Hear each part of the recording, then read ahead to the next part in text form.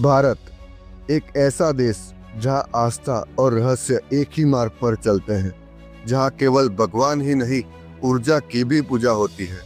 और आज हम बात करेंगे उस रहस्यमय मंदिर की जहां ना कोई मूर्ति है, ना शंख घंटियों की ध्वनि, बल्कि यहाँ पूजा होती है देवी सती के सबसे रहस्यपूर्ण अंग योनि की।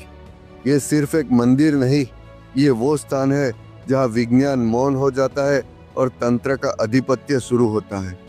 तो क्या आप तैयार हैं भारत के सबसे गुड, सबसे रहस्यमय शक्तिपीठ की यात्रा पर? तो इस वीडियो को अंत तक जरूर देखिए।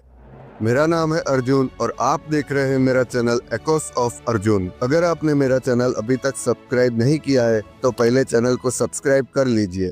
इस वीडियो में आज हम बात करेंगे कामाख्या मंदिर की, जो भारत के उत्तर पूर्व में आसाम की राजधानी गुवाहाटी में ब्रह्मपुत्र की लहरों से गिरे नीलांचल पर्वत की गोद में बसा है। एक ऐसा मंदिर जो इतना प्राचीन है कि आज तक वैज्ञानिक, इतिहासकार और साधु संत तभी इसके रहस्यों के सामने नतमस्तक है। ये कहानी है कामाख्या देवी की, भारत के सबसे शक्तिशाली, सबसे रहस्यमयी और सबसे खतरनाक शक्तिपीठ की।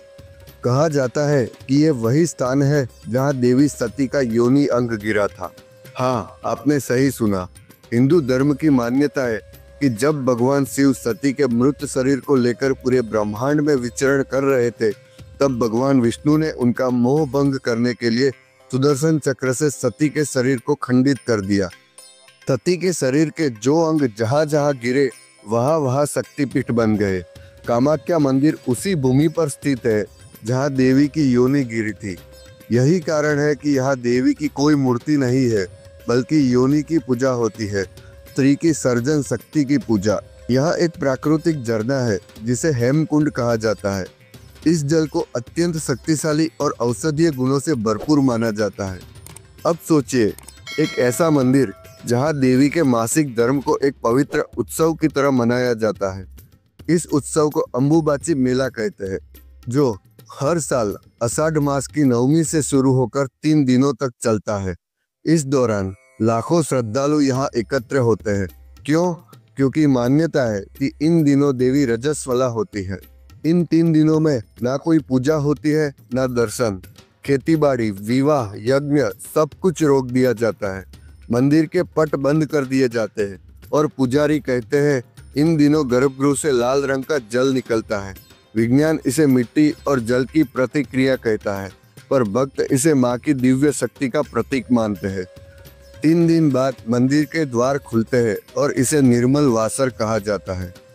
इन दिनों ब्रह्मपुत्र का जल भी लाल हो जाता है और देवी की रजस्वला पूर्ण होते ही जल फिर से सामान्य हो जाता है। यहाँ के पुजारी भी सामान्य नहीं होते, ये जन्म से चुने जाते हैं और विशेष गुप्त आश्रमों में दीक्षित किए जाते हैं। अंबुबाची के दौरान 3 दिनों तक वे गर्भगृह में ही बंद रहते हैं। अंबुबाची मेला कोई साधारण धार्मिक उत्सव नहीं है, ये तांत्रिकों का कुंभ है। देश भर से तांत्रिक, अघोरी, सिद्ध पुरुष यहाँ साधना के लिए आते हैं। यहाँ माना जाता है कि देवी की इस रूप की पूजा केवल तंत्र मार्ग से ही संभव है। कामाख्या में 10 महाविद्याओं के भी मंदिर है, काली, तारा, भुवनेश्वरी, छिन्नमस्ता आदि। यहाँ तंत्र साधनाओं में पंचमकार का प्रयोग होता है, मगर ये केवल उन्हीं के लिए है जो दीक्षा और संयम के पथ पर सिद्ध हो चुके हो। कुछ मान्यताओं के अनुसार कामाख्या मंदिर के नीचे कई गुफाएं हैं जहां तांत्रिक बरसों तक साधना में लीन रहते हैं। कुछ अघोरी यहाँ जीवित समाधि लेकर साधना करते हैं। मंदिर के पीछे एक गुप्त स्थान है, काली पाठर, जहां रात में केवल विशेष तांत्रिकों को ही प्रवेश की अनुमति होती है। ये भारत के चुनिंदा मंदिरों में से एक है जहां आज भी खुलेआम पशु बलि दी जाती है। कामाख्या की शक्ति केवल आध्यात्मिक नहीं रही, ये राजनीतिक भी रही है। अहोम साम्राज्य से लेकर बंगाल के नवाबों तक इस मंदिर को अपने अधीन करना आध्यात्मिक सत्ता पर अधिकार पाने जैसा माना जाता था।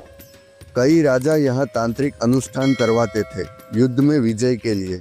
यहाँ तक कि आज के नेता भी इसे सिर्फ आस्था का केंद्र नहीं, शक्ति का स्रोत मानते हैं। कामाख्या केवल एक मंदिर नहीं, ये एक विचार है, एक ऐसी जगह जहाँ स्त्री की शक्ति को ही नहीं पूजा जाता, बल्कि उसकी जैविक प्रकृति को भी दिव्यता माना जाता है। जहाँ दुनिया मासिक धर्म को शर्म मानती है, भारत में एक मंदिर है जो कहता है रजस्वला देवी भी पूजनीय है। यह मंदिर हमें सिखाता है स्त्री केवल पूजनीय नहीं, वो सर्जन की मूल शक्ति है। कामाख्या के रहस्य आपको डरा सकते हैं, चौंका सकते हैं, मगर जिसने इसकी ऊर्जा को महसूस किया है वो जानता है ये स्थान आपको भीतर तक बदल देता है। ये केवल मंदिर नहीं, ये देवी की चेतना का केंद्र है जो जीवन और मृत्यु के बीच सेतु बनाता है। आपका इस मंदिर के बारे में क्या विचार है, कमेंट में जरूर बताएं। अगर आपको वीडियो पसंद आया हो तो लाइक, शेयर और चैनल को सब्सक्राइब करना ना भूलें। धन्यवाद।